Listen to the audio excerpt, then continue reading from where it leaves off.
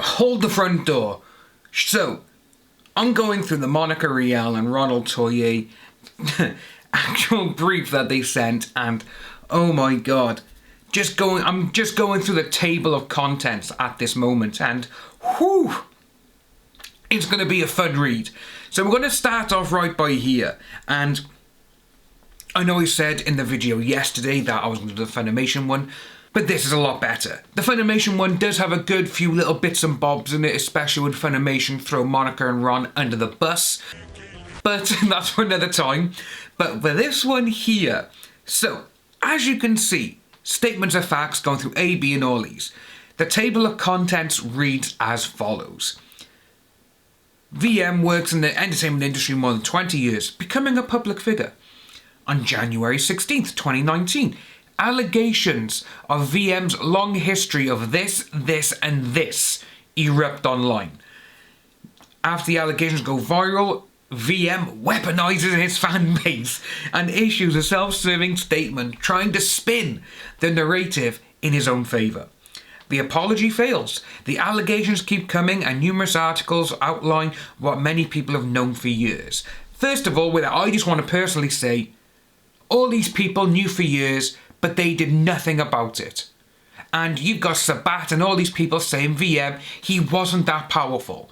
But then you've got some people saying he was.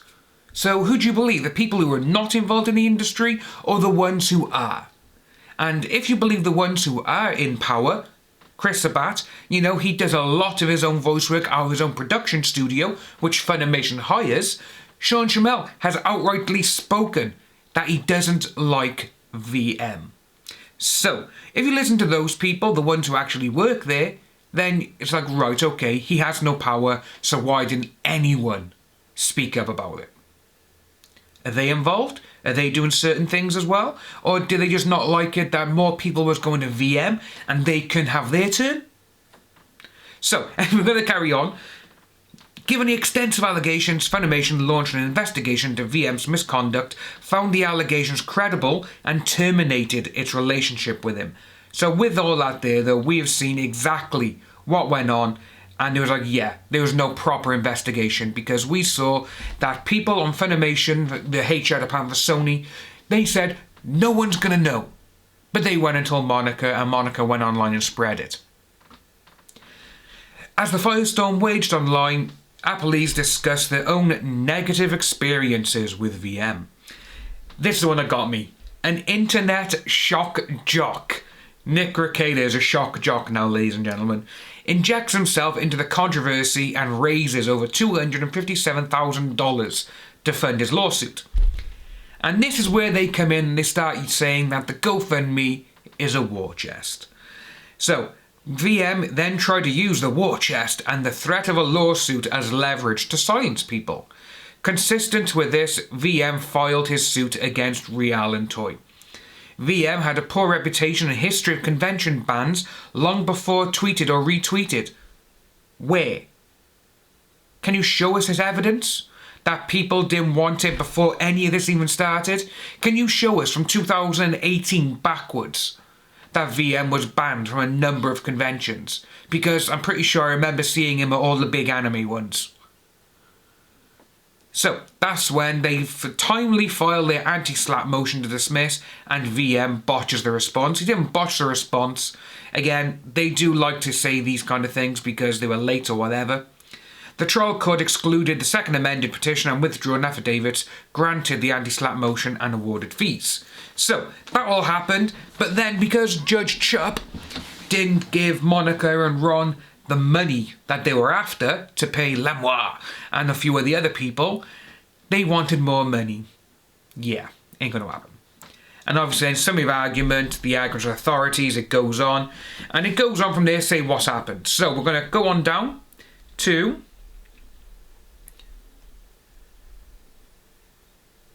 the statement of the case.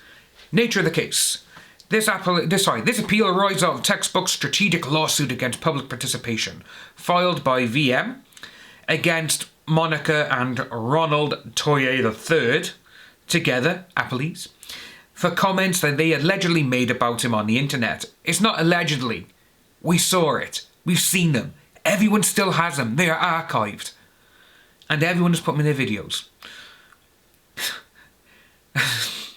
VM is a public figure whose underlying lawsuit was an all-out assault on Rial and Toye, designed to silence their right to speak publicly on a matter of public concern. And these are the only people who have started calling him the P word, which we're not going to use, obviously. And Funimation never done that. Marchi didn't even do that. But Rial and Toye, they're going to say that. I keep saying Toye, it's not Toye. But again, we'll just call him dickhead. But every single thing that these people have said, Monica and Ron now, everything they have said is trying to defame VM as much as possible. These are the people, mostly Ron, who has gone out of his way to try and discredit VM for everything. He has called him every single name under the sun regarding those horrible things. KV have actual people on their team whose brothers, husbands or whatever, they've either been done for that stuff or they were fired for that stuff. You know, they've all done it on their side. We had one thing on our side, and when we found out, boom, gone. We stopped it. They still have people. Their brother is one, you know, Sarah Windenhoft. You got someone else. You got Han Leia, the person who started this whole mess. The one who said, Funimation, why are you hiring a known? It's not VM. It was Monica Rial's ex-boyfriend. Carrying on. Course of proceeding and procedural history. VM filed his underlying lawsuit against Rial and Toye as well as Marchi, Funimation. So it goes on from there. He alleged 4 cases of action against Rial and dickhead, defamation, tortious interference with existing contracts, which we saw, but Kamea-Con, they cancelled him, then they brought him back. If they didn't bring him back, that would have been a win for VM straight away, because that is tortious interference. Tortious interference with prospective business relations and civil conspiracy. After agreeing to extend the deadline to file so the parties could conduct discovery, Rial dickhead filed a motion to dismiss pursuant to the TCPA. The parties then signed Rule 11 agreement that extended his deadline to file a response. Despite the extension, VM not only missed his deadline, but also submitted a filing that had blank spaces, missing citations, whatever you call it, and attached fraudulent affidavits. See? How are they fraudulent? Because it was Chuck Huber, Chris Latosh, and VM, which, again, they're saying that they're fraudulent. We could say that theirs are fraudulent. This is the problem with how these things go. It's literally he said, she said. Recognising that the affidavits attached to the untimely response were defective, VM withdrew them from consideration on September 3rd. This is significant because VM's February 20th, 2020 opening brief relies heavily on factual allegations arising out of the withdrawn affidavits, particularly statements from Christopher Slatosh that are both objectionable and not properly part of the record. After withdrawing these, VM filed a second amended petition 3 days before the TCPA hearing with brand new arguments and evidence seeking to circumvent the statute and Rule 11 briefing deadline. Monica and Dickhead promptly objected and moved to exclude the second amended petition because it included new arguments and inadmissible evidence that VM was using to oppose the anti-SLAPP motion. The trial court correctly excluded the untimely second amended petition evidence, acknowledging the surprise and prejudice it created. Accordingly, VM first amended petition is alive, pleading for purposes of this appeal. So they go on then, obviously the trial court dismissed all claims against it all in October 4th because they were like, right, go to mediation, see what you can do. But everyone knew that that was not going to happen. So it goes on straight away then. So November 25th, final judgment where Judge Chubb said, no, it's thrown out, you got to pay for their court fees, that's it. So, the fees, however, the final judgment improperly awarded all defendants the same amount of attorney's fees, 50 grand each, even though the evidence and testimony supported a higher award for Rial and Dickhead. Did the final judgment disregard their evidence of time and labour, justifying an award of their full $282,953.80. But VM also failed to offer controverting evidence to reduce the fees. Rial and Dickhead therefore requested that this court affirm the dismissal of VM's claims, but reverse and render an award of attorneys' fees they want the full whack at the trial level and 55 grand in conditional fees. So that's not going to happen. Then you got the request for oral argument. Then you got them just saying, this is what's going to happen, we want this done. So, then we go into the issues presented and restated. The trial court properly found that Rial and Dickhead established by a preponderance of the evidence that VM's claims are based on, relate to or in response to their exercise of their right to free speech and right of association. So with that there, it was saying, we can say whatever we want. But when you do it like this, and when tortious interference is there, then that's just wrong. Come on, guys. As you can see, just go through, it didn't abuse discretion by excluding evidence, we didn't do any of this, we didn't do any of that. The trial court properly found that VM failed to establish by clear and specific evidence. They properly found out that VM failed to establish by clear and specific evidence. Basically, nearly each single one of them is the exact same thing, but they're trying to make it word and look longer. That's actually one of the things regarding this actual, this document from them, because it's 98 pages long. And it's like 80 odd pages and a couple of, the other pages, like blank pages with a couple of little words on. And it's interesting because they filed two documents into one, which everyone's like, what are you doing? You look on the farms, everyone's like, what the hell are they doing? Because it's true. So then you go straight into the statement of facts. Saying of who VM is, again, they all seem to be saying the same thing now. Like, oh no, he's worked, he's this, he's this, he's this. And when you just go down, it's when January 16th allegations for when they first started appearing online. Again, the internet has been around for a long, long time now. I remember dial-up when I used to make all that funny little noise like this. That's what I remember. And seeing everything now, the way that these people are going on, and there was a couple of blogs, or whatever you want to call them, on the internet regarding it, but the person who actually owned that blog had said, yeah, it's all fake. They deleted them.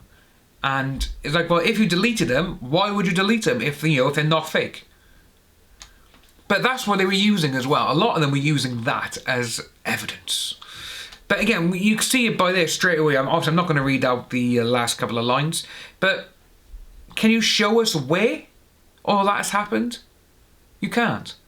It's when you say to someone that they're this and they've done this to people, it's like, right, okay, whatever. But then when you call them that P word, that's when it really goes, whoa. That's when people sit up and they're like, oh my God, how dare he? That's why they've used it. And again, they haven't got any evidence whatsoever of any of this.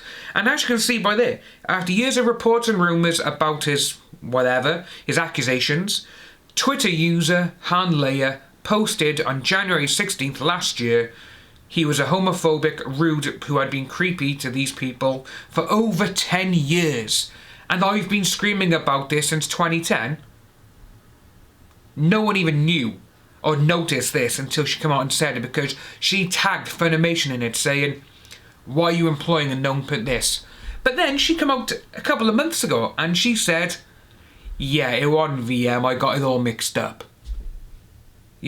She's saying that, and it was all about Monica Rial's ex-boyfriend. Her ex-boyfriend. Was she involved in certain things with him? And again, it's going back to the thing that I've said in previous videos, when Ronald Toye and Monica, they had people, two teenage girls, twins, 18 years old or whatever, and they lived with them.